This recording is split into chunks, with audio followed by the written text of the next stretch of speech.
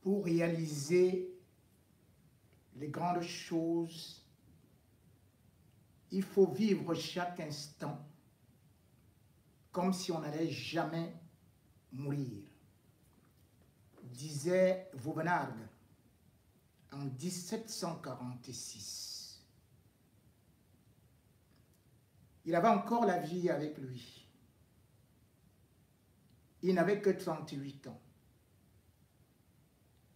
Il écoutait d'ailleurs la chanson dans son véhicule. Il ne savait pas que c'était le requiem de la fin. Cette chanson qui accompagne Landry Nguemo et qui nous interpelle sur ce que c'est que la vie et surtout la mort, composée par Pierre Didi Tchakounte il y a bientôt 60 ans, reste toujours clair, net pour ceux qui savent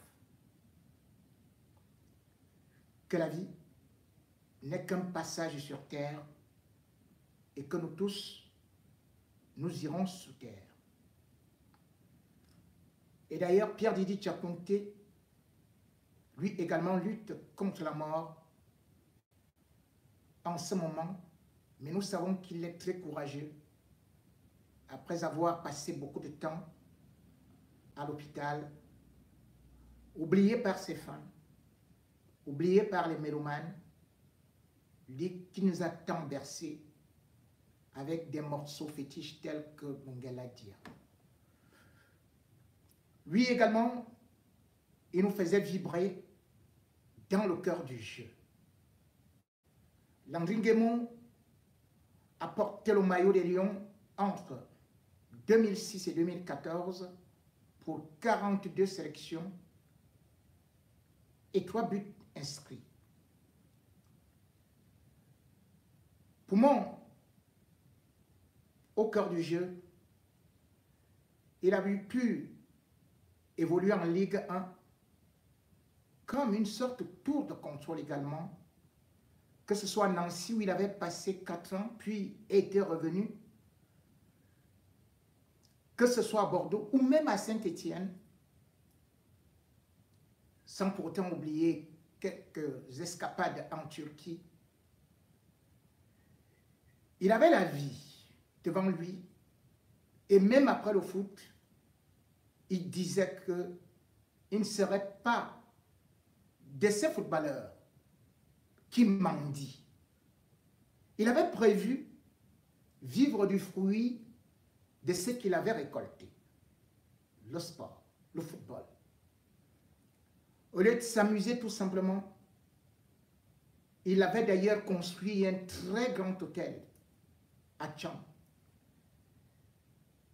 Malheureusement, les fruits de cet hôtel ne lui reviendront jamais. Lui qui pourtant, il n'y a que quelques jours, présentait ce joyau architectural. Et d'ailleurs, après les stades où il était acteur, il ne disait qu'une seule chose, même s'il se lance dans l'investissement hôtelier, le football restera d'abord son métier. Et c'est pour cela d'ailleurs qu'il avait fait une formation d'entraîneur. Il avait déjà même commencé à entraîner en 6e division, donc en régional, dans le club de Nancy. Et puis, il a foncé pour obtenir le brevet d'entraîneur professionnel. Et entre-temps, n'ayant pas eu une bonne offre,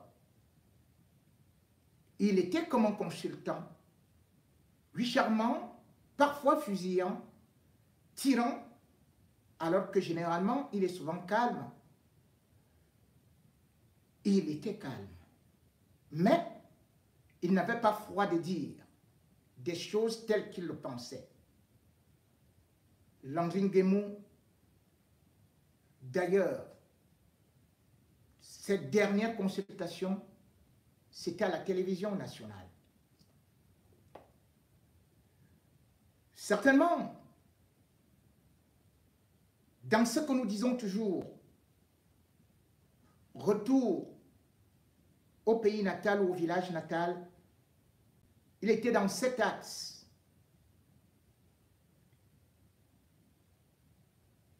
Yaoundé, Bafoussam, où il croyait aller se reposer.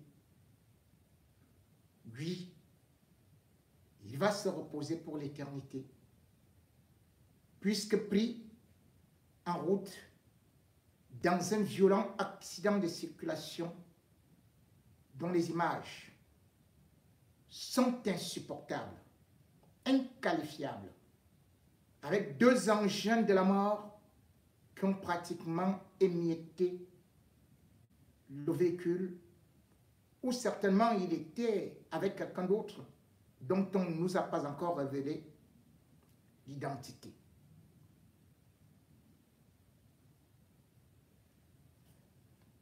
Dans cet accident, à 38 ans, il est important de parler d'abord des conditions. Certains accuseront l'ironie du sort. C'était le moment où il devait partir. C'est Dieu qui a décidé ainsi. Puis on va prendre des prêtres pour venir prier en disant que le Seigneur te prenne parce que c'est lui qui a décidé, tu avais déjà terminé ta mission. L'avait-il même commencé? Non. Dieu est-il assassin? Dieu est-il là pour prendre précocement ces enfants qui pourtant peuvent réaliser de grandes œuvres pour leur pays?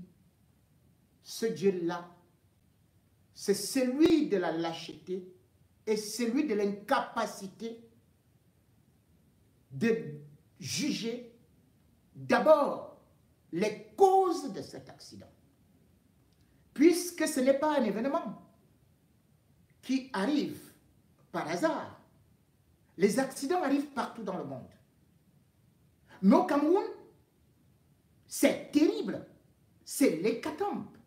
D'ailleurs, l'axe, ou alors les axes, Yaoundé, Douala, Bafoussam, ont été surnommés par l'OMS, l'Organisation mondiale de la santé,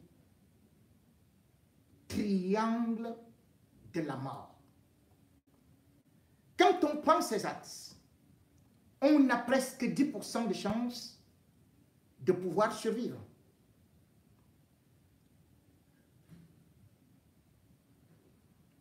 Les résultats, ou plutôt les chiffres, publiés par les autorités camerounaises, font d'ailleurs terriblement froid au dos. Oui, hier c'était encore la falaise, l'éternelle falaise, là où on voyait déjà, et à peine 2 ans, un bus dans le ravin avec 70 personnes et prendre feu, comme dans l'enfer. Hier encore, et tout simplement cette semaine, c'est le 10e accident qui arrive. Et ça tombe sur un lion indomptable. La presse internationale en parle. Avant Landry Démon, le gardien camerounais, André Onana, aurait pu lui aussi laisser sa vie le 22 mars 2022 dans son véhicule en voulant rejoindre ses coéquipiers à Douala. Il fut percuté par un autre 4x4 et Dieu merci, il s'en est sorti. Mais aujourd'hui, il ne peut même plus courir le risque de prendre cet axe qui relie Yaoundé et Douala. Et comme je disais, le bilan des accidents au Cameroun dépasse celui d'une guerre, de la guerre anglophone, de la guerre contre Boko Haram, et même de la guerre civile en Côte d'Ivoire. Puisque, selon les statistiques, rien que en 2021, le ministère des Transports, avec la gendarmerie, ont annoncé qu'il y a eu sur les routes camerounaises, écoutez-moi bien le nombre de morts, 3275 morts. Je répète, en 2021, 3275 morts sur des routes camerounaises. On ne regarde pas les petites pistes. Tout n'a pas été comptabilisé.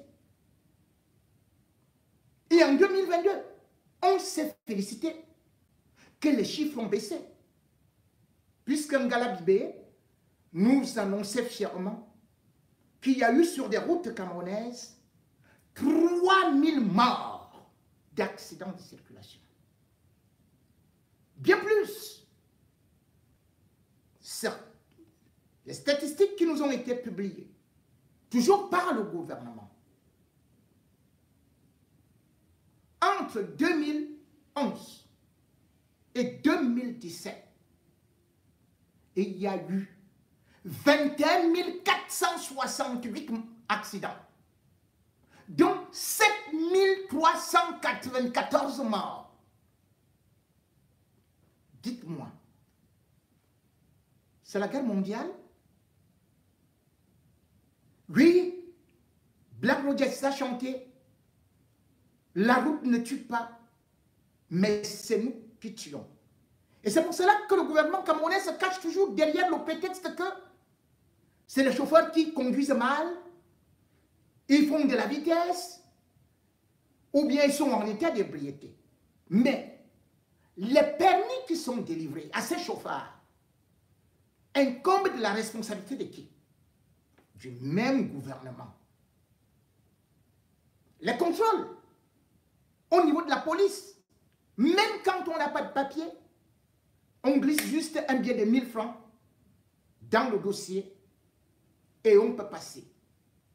C'est de la faute de qui? Cette corruption qui fait que des filles de la route se retrouvent là. C'est qui? Deuxième des choses, ou deuxième paramètre, lorsqu'on regarde le contrôle technique des véhicules, ces contrôles techniques ne sont pas faits dans de bonnes conditions, ce qui signifie que les véhicules ne sont que des cercueils roulants. Et troisième chose, les routes. C'est là le plus important. Les routes. Comment peut-on comprendre quand c'est Yaoundé et Douala, 4 millions d'un côté, 5 millions de l'autre, donc 9 millions d'individus susceptibles de se déplacer. Mais qu'on vous dise qu'il n'y a même pas une autoroute achevée. Même pas une autoroute achevée. Pour qui au moins, ici, 2 voies, et là, 2 voies. Parfois, il n'y a même pas d'éclairage. Ou alors, le plus souvent, il n'y a même pas d'éclairage routier. Et du coup, un véhicule se retrouve avec le camion, nez contre nez, dans un tournant. Oui, on n'avait pas besoin de l'éclairage. Puisque cet accident qui survient le 27 juin 2024, en pleine journée, on peut dire tout simplement que peut-être c'est un dépassement. Et beaucoup vont vous dire, il ne faut pas faire de dépassement. Mais quelle est cette route où on vous dit que vous devez rouler derrière un camion qui va à 50 à l'heure, ou même 70 à l'heure, n'est jamais dépassé parce que vous risquez de rencontrer un autre véhicule. Cela nous montre donc où est l'importance de la route. Parce que s'il y avait deux voies, on ferait bien sûr des passages, on redoublerait des véhicules, parce que c'est comme ça dans le monde entier. Un véhicule poids lourd ne peut pas aller comme peut-être une 4x4, comme peut-être un vélo, comme une moto. On finit toujours par doubler. Et quand on parle de route, eh bien, le gouvernement camerounais va se targuer qu'il construit des péages. Des péages sans route.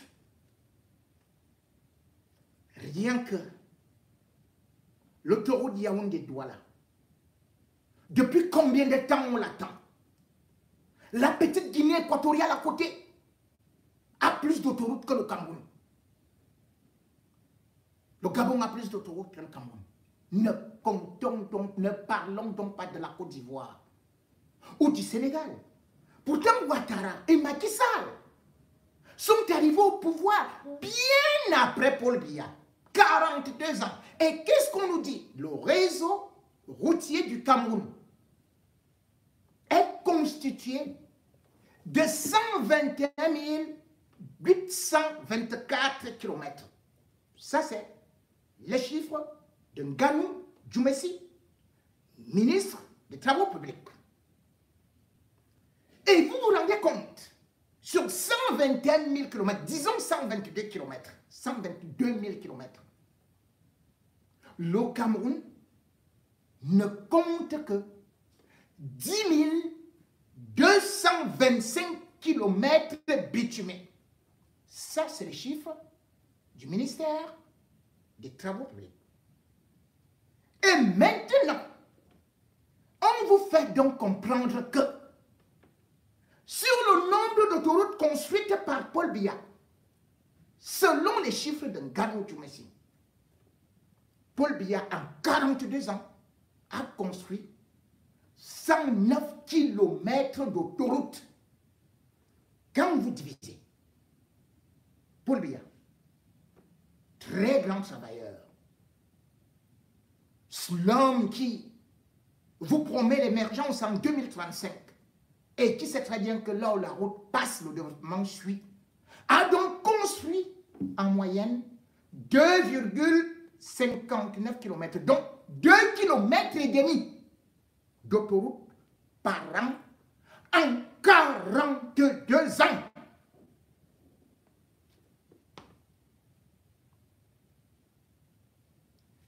Le réseau camerounais avec la boue, selon les statistiques du ministère des Transports, équivaut à 91,75%.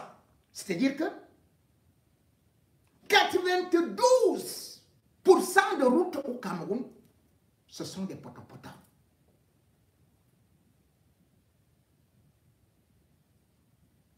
Nganou Djoumessi, pendant ce temps, va défendre chaque année le budget de la construction de nouvelles routes. Au Parlement, on débloque de l'argent. Les mêmes autoroutes, on vous dit aujourd'hui, ça a été évalué à 300 milliards. On débloque 300 milliards. L'année prochaine, on vous dit, c'est déjà 425 milliards. On débloque. Après, on vous dit que c'est 600 milliards. La route ou bien l'autoroute Yaoundé-Douala coûtera bientôt ou consommera bientôt plus de 800 milliards avec des crédits auprès d'Exim Bank, bref, auprès de toutes les banques à travers le monde. Comment est-ce qu'on peut donc dire que ce ne sont pas ces routes qui tuent?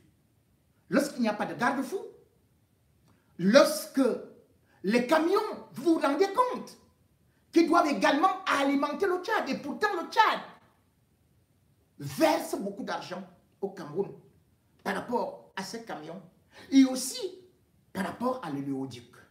Où va cet argent?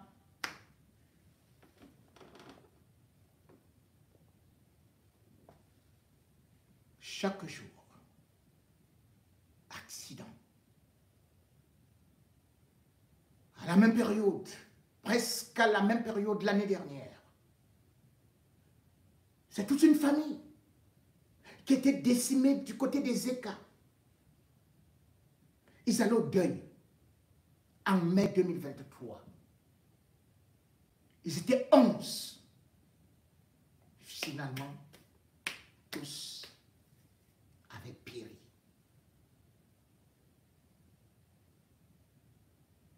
Et lorsque quelqu'un meurt, on l'oublie immédiatement. On passe à autre chose.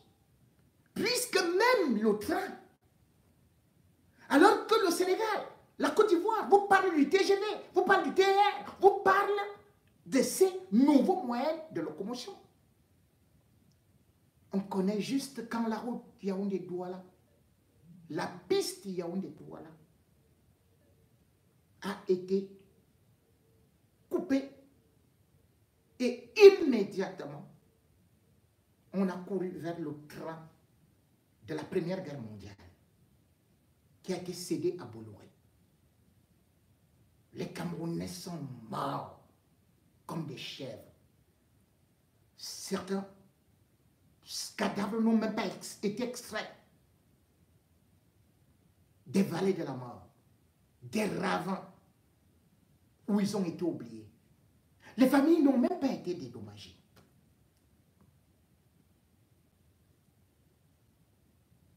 Si un régime ne parvient pas en 42 ans à vous fournir l'eau, l'électricité, la santé, les routes et même la sécurité, pourquoi allez-vous continuer à soutenir ce régime? D'autant plus que vous savez que vous serez sacrifié, comme Landry Nguema. Chaque fois que les élections approchent, le régime Biya profite de ces moments-là pour livrer des Camerounais, pour les sacrifier. Si ce ne sont pas des guerres, ce sont des accidents en surmultipliés. Pas moyen d'échapper.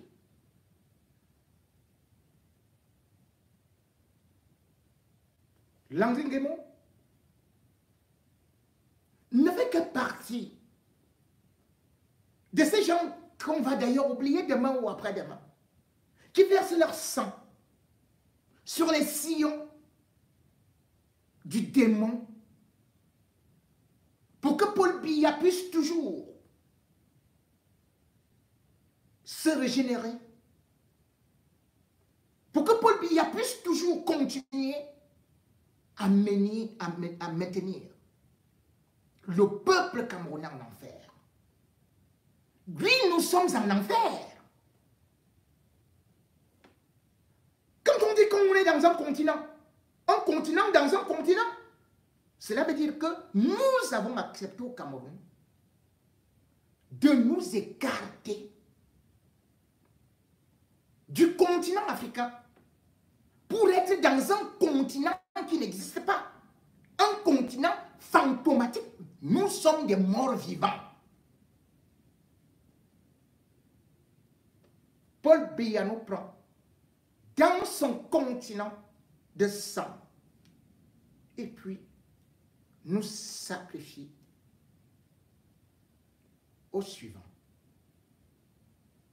Et à côté de lui, vous avez cette bande d'incompétents qui sont éternellement accrochés au gouvernement, tels qu'un Nganou Djoumessi, avec les frères de Paul Biya, qui ont détruit le pays, qui ont pillé le pays, mais qui jamais ne sortent du gouvernement. C'est la même chose avec des gens comme le moustachu. Vous appelez quelqu'un moustachu, moins les combis. Quand vous le voyez, c'est des gens qui ont signé le pacte du sang. Et c'est pour cela qu'ils sont là. Vous avez beau être mécontent. Le Cameroun a beau montrer une image décadente d'une nation moribonde, ils seront toujours accrochés au gouvernement. Et ce sont les enfants qui payent le prix, qui payent de leur vie. Chaque fois qu'on parle du Cameroun, jamais on apprendra une bonne nouvelle. On apprendra toujours que il y a eu tel incident, il y a eu telle mauvaise organisation, il y a eu tel pillage, il y a eu tel détournement. Pendant ce temps, les autres pays avancent. Pendant ce temps, les autres pays acceptent le changement. Pendant ce temps, nous sommes en train de livrer nos enfants. Ce n'est pas nous. C'est ce gouvernement qui livre ses enfants. C'est une véritable vente olympique. Là où ils excellent, la sorcellerie. S'ils n'auraient pas sacrifié Landry Nguemo, ils auraient sacrifié d'autres lions indomptables. La preuve, cet accident vient juste au moment où on fête. J'ai dit bien fêter, parce qu'ils sont contents. Ils sont très contents qu'un autre grand milieu du terrain, au grand cœur, qui était généreux, lui aussi, cette fois-ci, c'était un 26 juin 2003, était tombé à Gerland, au milieu du terrain. Il s'est sacrifié pour le Cameroun. Se souvient-on de lui? Non. Il a été oublié. Marc-Vivien Foué, surnommé la tour de contrôle des lions indomptables. Si Marc-Vivien Foué, qui était au milieu du terrain et qui a pris le travail à Landry Nguemo et d'autres qui sont partis dans l'oubli, s'ils ont été oubliés, sachez que les petits bruits d'aujourd'hui, à minuit, ce sera fini. La sorcellerie va reprendre le corps du jeu. Parce que le seul enjeu, c'est d'exploiter ceux qui ont réussi, les détruire après, les oublier. Les anciens lions, tous, quand ils ne sont pas sacrifiés, ils sont tout simplement jetés dans les poubelles de l'histoire. Au revoir, Landry Nguemo. Que ton âme repose en paix et que ton grand frère, Marc-Vivien Foué, t'accueille tout en sachant que tu vas pleurer parce que l'hôtel que tu as laissé va tomber en friche à l'exemple des réalisations de Marc-Vivien Foué qui aujourd'hui aussi sont en ruine.